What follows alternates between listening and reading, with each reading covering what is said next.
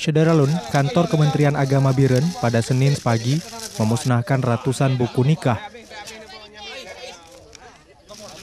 Pemusnahan dipimpin Kepala Kantor Kemenak Biren, Mai Yusri, yang berlangsung di halaman kantor tersebut. Pemusnahan dilakukan karena belangko buku nikah ini merupakan cetakan lama, yakni keluaran 2014 dan 2015. Dan masih ditandatangani oleh Menteri Agama saat itu, Surya Dharma Ali. Harapannya adalah menghindari salah penggunaan. Total buku nikah yang dimusnahkan ini mencapai 800 unit lebih. Pihak Kemenak Biren mengaku saat ini pihaknya sudah memiliki belangko buku nikah baru, keluaran tahun 2016, yang ditandatangani Menteri Agama Lukman Hakim Saifuddin.